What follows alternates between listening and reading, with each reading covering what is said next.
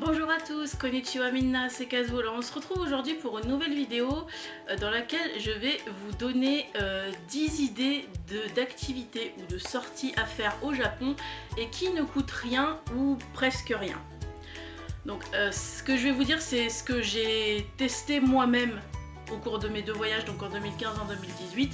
C'est pas exhaustif du tout, il y a sûrement des tas d'autres choses, mais comme ceux-là je les ai testés, du coup c'est plus facile pour moi de vous en parler.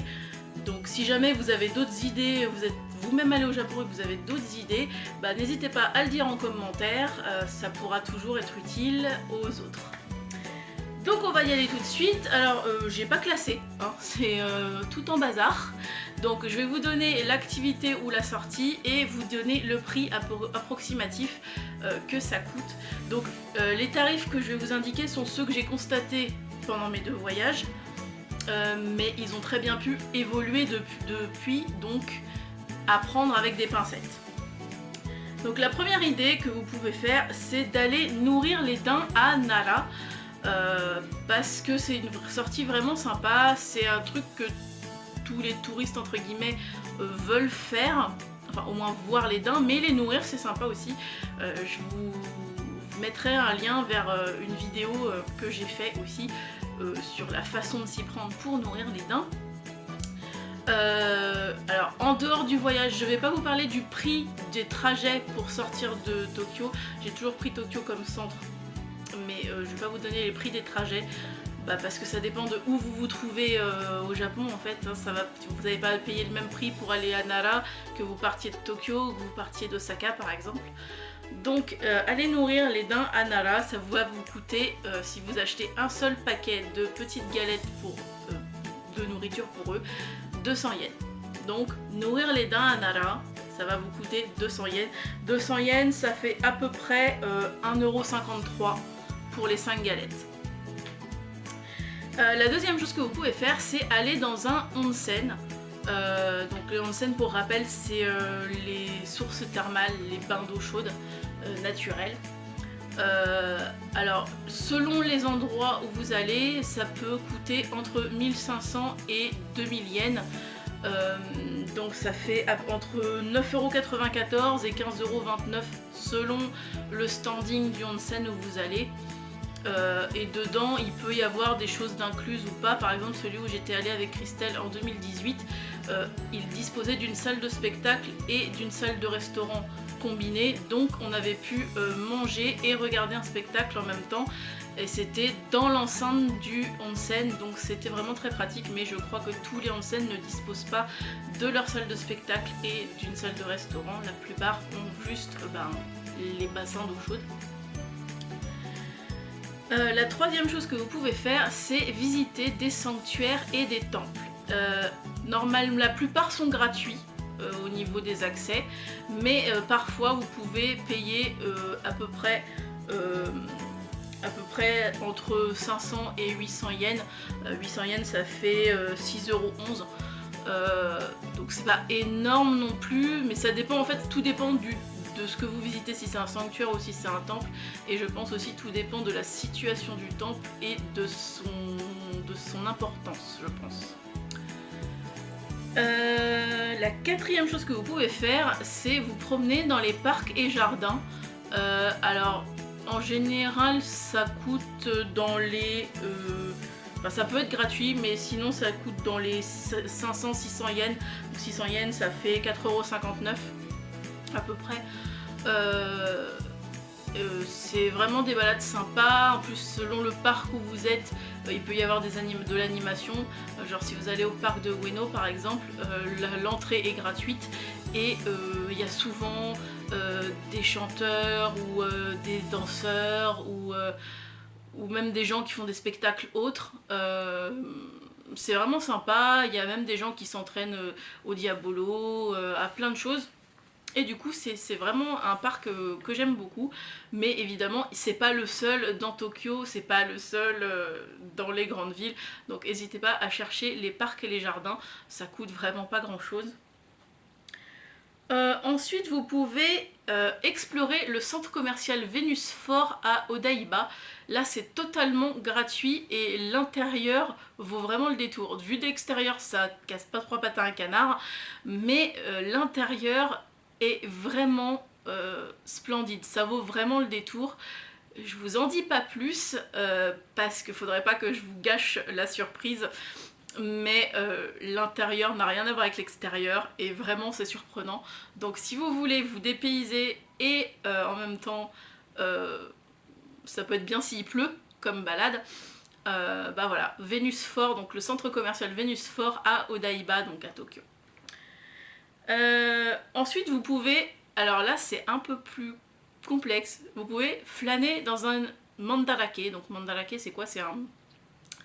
C'est un espèce de supermarché géant de goodies de seconde main au niveau des mangas, des idoles, de beaucoup de choses. Mais du coup, effectivement, l'entrée du mandarake est gratuite, mais c'est très dangereux pour le porte-monnaie. Si vous êtes fan de quelque chose, ce sera probablement en vente au mandarake et du coup c'est dangereux pour le porte-monnaie. Donc en effet, l'entrée est gratuite, mais derrière, c'est à vos risques et périls. Ensuite, ce que vous pouvez faire, c'est vous dépayser en allant à Yokohama. Alors Yokohama, c'est la ville la plus proche de Tokyo. C'est vraiment pas loin du tout. Je crois qu'il y a une petite demi-heure de... Non, une demi-heure ou quelque chose comme ça de train entre Tokyo et Yokohama. Et c'est vraiment dépaysant dans la mesure où ben, vous avez un peu tout au même endroit. Quand vous arrivez au port, vous avez presque l'impression d'être en Angleterre. Vous allez plus loin dans la ville, vous avez le quartier chinois. C'est vraiment divers, vous avez beaucoup de choses. Et si vous explorez bien, alors je ne l'ai pas vu encore, donc je me garde ça pour une prochaine fois. Je ne l'ai pas vu encore, mais apparemment il y a un quartier français dans Yokohama.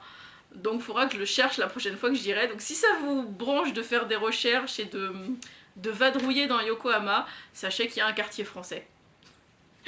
Voilà. Ensuite, ce que vous pouvez faire, c'est visiter le musée Edo Tokyo. Alors je sais plus si j'en avais parlé en détail. Je sais que je l'avais évoqué dans une vidéo. Je ne sais plus laquelle. En fait, le musée Edo Tokyo, c'est un musée interactif qui retrace l'histoire de Tokyo depuis la période Edo jusqu'à notre époque, au travers de scènes recréées, d'objets. C'est quelque chose d'interactif dans la mesure où vous pouvez tout tester, vous pouvez monter dans les calèches, dans les palanquins, vous pouvez sonner des cloches, vous pouvez essayer des choses. C'est vraiment super sympa. On y passe très facilement 1 à 2 heures. Et l'entrée coûte seulement 600 yens, donc ça fait 4,59 €. Donc c'est pas cher du tout et ça occupe bien pendant, comme je vous disais, 1 à 2 heures. Donc si vous savez pas trop quoi faire et que il fait pas spécialement beau, ben du coup le musée Edo Tokyo c'est une bonne idée.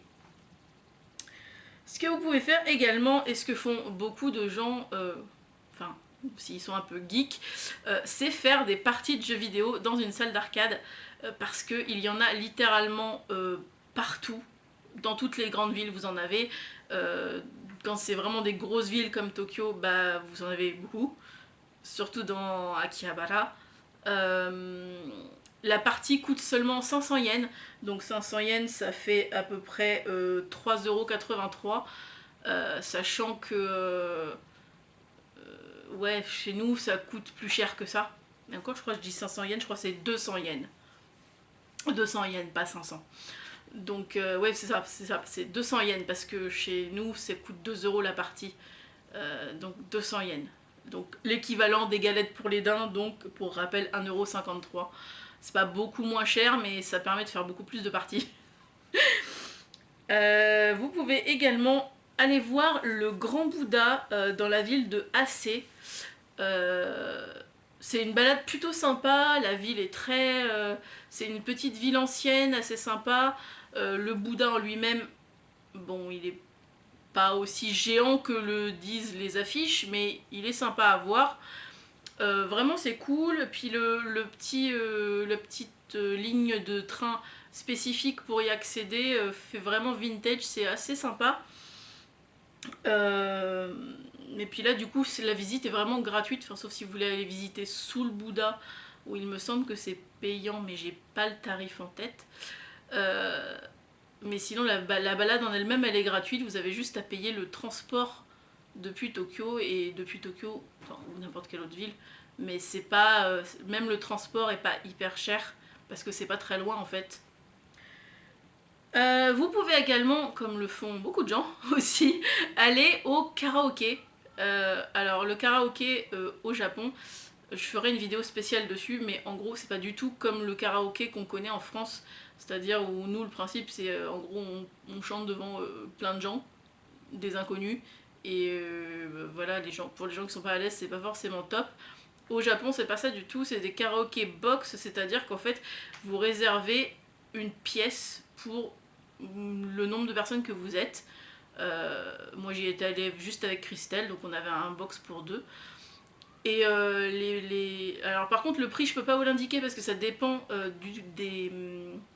des chaînes de karaoké box, mais en gros c'est pas très cher. Nous on y était resté 3 ou 4 heures, je sais plus, et il me semble qu'on avait payé 2000 yens ou quelque chose comme ça, donc c'était pas énorme quoi. Donc voilà, sachez-le. Et je crois que la chaîne de karaoké la plus connue, c'est Echo, me semble-t-il. Echo, bah, comme un écho, E-C-H-O. Et enfin, vous pouvez faire une partie de baseball dans un batting center. Alors les batting centers, il n'y en a pas partout. Souvent, ils font partie des salles d'arcade, mais pas à chaque fois. Il faut un peu les chercher. Des fois, ils sont sur le toit des immeubles. Mais c'est sympa à faire. C'est pas très cher la partie, mais le truc c'est qu'il faut réussir à comprendre comment ça fonctionne. Personnellement, j'ai eu du mal, et en plus je me suis blessée parce que les balles sont lancées depuis, c'est un automate qui les lance, donc à très grande vitesse, et j'ai pas bougé assez vite, et du coup ça m'a percuté la main et ça fait super mal. Mais si vous êtes moins maladroit que moi, ce qui doit pas être très difficile, c'est vraiment une expérience sympa à vivre, et voilà. Du coup, voilà, je suis arrivée au bout de mes 10 idées d'activités pas chères ou gratuites à faire au Japon. Si vous avez aimé cette vidéo, pensez à la liker, à la commenter et à la partager. Pensez aussi à vous abonner à la chaîne et à activer la cloche de notification pour ne pas louper les prochaines. Et moi je vous dis à la prochaine.